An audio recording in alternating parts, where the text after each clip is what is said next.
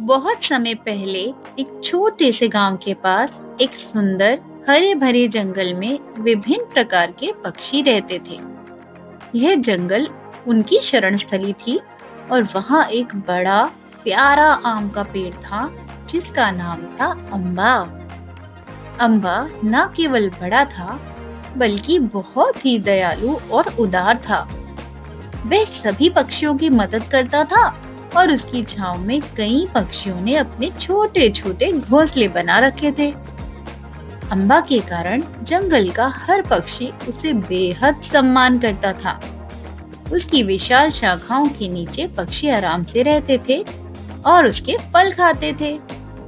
अम्बा हमेशा किसी न किसी पक्षी की मदद करता रहता था, चाहे वे छोटे घोंसले को सुरक्षित जगह देना हो या बारिश से बचने के लिए पंख फैलाना।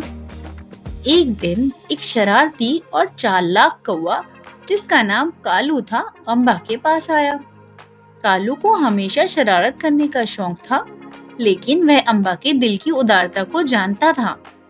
कालू ने कहा, अम्बा भाई, मेरी कुछ खास मेहमान आने वाले हैं और मुझे कुछ दिनों के लिए तुम्हारी शाखाओं की जरूरत होगी। क्या मैं उन्हें यहाँ ठहरा सकता हूँ?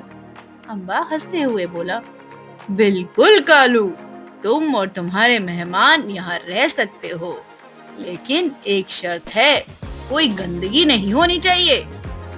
कालू के मेहमान, जो कुछ और शरारती पक्षी थे, अम्बा की शाखाओं पर रहने लगे, लेकिन वे बहुत गंदगी करने लगे। वे शाखाओं पर बैठकर आम के पत्तों और फल के टुकड़े गिराते थे, जिससे अम्बा की शाखाएं बुरी तरह गंदी हो गई। अम्बा ने यह सब देखा, लेकिन कुछ नहीं कहा। जब कालू और उसके मेहमान चले गए, तो अम्बा ने खुद ही सारी गंदगी साफ की, लेकिन उसका दिल थोड़ा दुखी था कि उसने अपनी उदारता का बदला इस तरह पाया। कुछ समय बाद जंगल में बारिश का मौसम आ गया। सभी पक्षियों ने अपने अपने घोंसले बना लिए थे, लेकिन कालू और उसकी साथी चिड़िया रानी अब भी बिना घर के थे। रानी एक मेहनती चिड़िया थी, लेकिन उसे घर बनाने के लिए सही सामग्री नहीं मिल रही थी।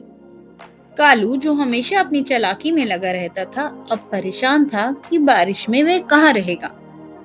एक दिन अचानक बहुत भारी बारिश होने लगी। जंगल में सभी पक्षी अपने घरों में सुरक्षित थे, लेकिन कालू और रानी बुरी तरह भीग गए। ठंड और बारिश से दोनों कांपने लगे। जब उन्हें और कोई रास्ता नहीं सूझा, तो वे अम्बा के पास गए।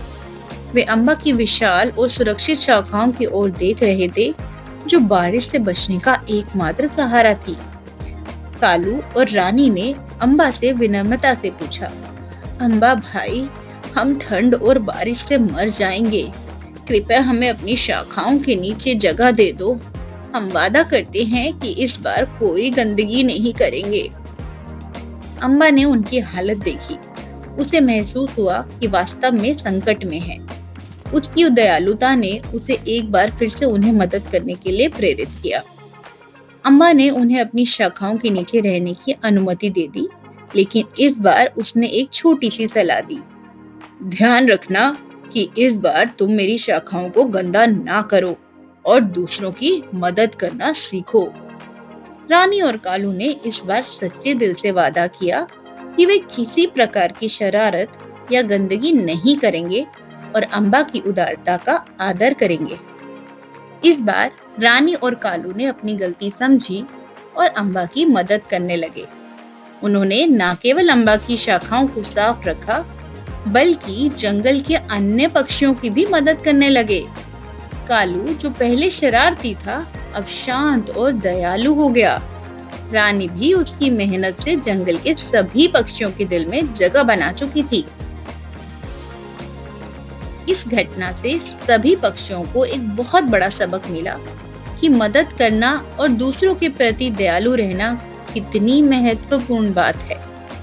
जब हम दूसरों की मदद करते हैं, तो हमें भी कठिन समय में मदद मिलती है। अम्बा की उदारता और कालू और रानी के बदलाव से पूरे जंगल में प्रेम और सहयोग की भावना फैल गई।